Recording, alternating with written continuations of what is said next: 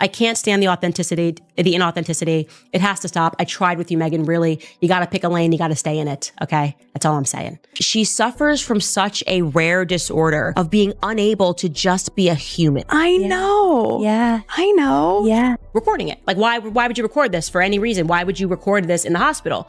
And in case you think that I'm being unfair, Candace Owens didn't just spill gossip. She dropped a bomb so loud that even Buckingham Palace would have felt the shock. She's openly saying what millions have quietly suspected. Meghan Markle's birth story doesn't add up. And this time, it's not tabloid drama or palace PR spin. The claim comes from a hospital insider. Someone who actually knows how things work behind those shiny Portland chandeliers. Their words are blunt, unfiltered, and impossible to control. If what they're revealing is true, Meghan's carefully crafted story isn't just cracked, it's completely shattered. And here's the turning point.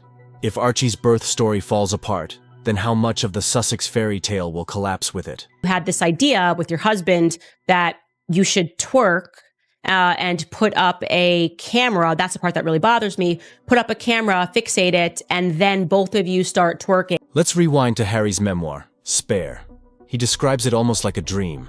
Meghan supposedly gets 2 epidurals, delivers Archie at Portland Hospital, and then, wait for it, they're back at Frogmore Cottage just 2 hours later. 2 hours. Stop right there.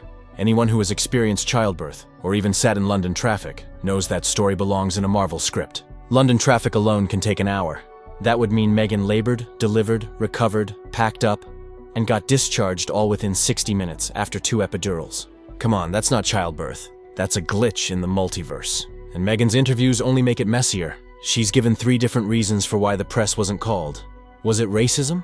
Was it security concerns? Or was it that they did call and no one showed up? Which one is it, Duchess? Pick a lane. Real childhood trauma that Prince Harry suffered from losing his mother, and she has used it to further harness him to her and their relationship. Seat number 1, the protocol bombshell. Tradition says the Queen must be informed the moment a royal goes into labor. But according to this insider, Her Majesty wasn't told. If Meghan really delivered at Portland, that means security ignored centuries of royal protocol. So, either the palace completely dropped the ball, or Meghan wasn't at Portland at all.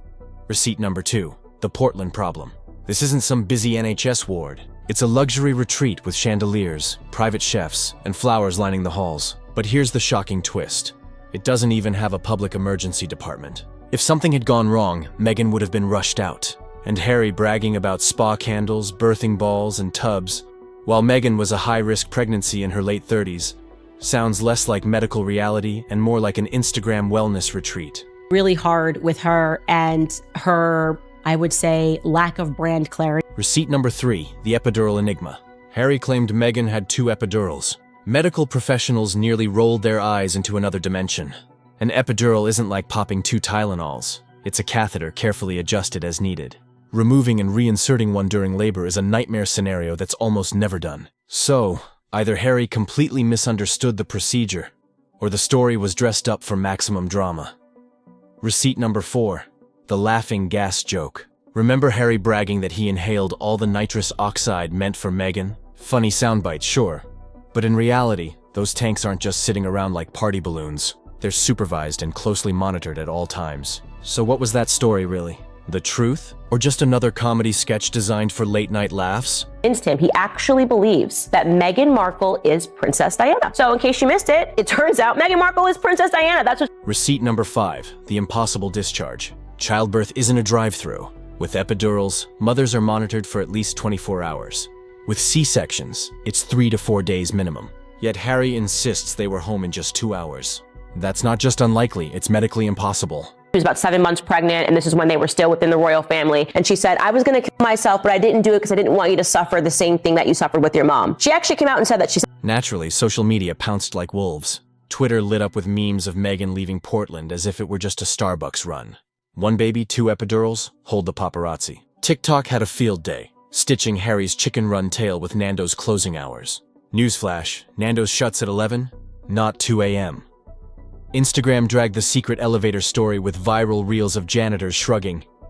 This is a hospital, not Hogwarts. The internet laughed because every new receipt makes the story wobble even more. This compassion for any person that is in an emotionally abusive relationship, so emotionally abusive that they have successfully isolated you from your entire family. It's not normal. There is no relationship that you should be in that should isolate you from your entire. But here's where the laughter stops cold. If Meghan's version of events doesn't line up with hospital policy, medical science, or royal protocol, then we're looking at something far more serious than sloppy storytelling. This touches the legitimacy of the crown itself. Birth records are the backbone of royal succession. If the timeline is impossible, if the doctors' names don't add up, if even the Queen wasn't informed, then Archie's place in the royal line hangs by a thread. And that's not just Meghan's scandal. It's a full-blown crisis for the monarchy. In our friends' mansions and you pull the honey from the back so that you have fresh honey to bake, to give to gifts to your friends, but also she twerks. I just need one or the other. I need you to twerk. I need Sexy Red. I need Cardi B, keeps it authentic, or I need you to be Gwyneth Paltrow. Zoom out for a moment. The royals have always leaned on tradition. St. Mary's Hospital, the Lindo Wing photo ops, Diana and Kate stepping out just hours later with babies in arms. Protocols followed to the letter. Meghan's version? She swapped protocols for PR. Candles instead of charts, chicken runs instead of medical notes. And here's the chilling part. If they can blur the truth of something as fundamental as a birth certificate, then what else can be rewritten? Titles, history, even the order of succession itself. The monarchy sells itself on stability. But this story feels more like a soap opera that makes the crown look shaky, not secure. Let's run it back. 2 epidurals that don't add up medically. A 2-hour discharge that's impossible. A queen left out of the loop in defiance of tradition. Spa candles during a high-risk pregnancy. Secret elevators, late-night chicken runs. Vanishing doctors. Alone, each detail may seem minor. Together, they form a fairy tale so fragile it crumbles under scrutiny. Candace Owens called it out. A hospital insider backed it up. And now the public is left asking, was Archie's birth a private miracle or a stage performance for the world? Because in the royal family, shadows don't fade, they spread. So what do you think? Sloppy paperwork, palace spin, or a full-blown cover-up? Drop your theory in the comments. I'll be reading.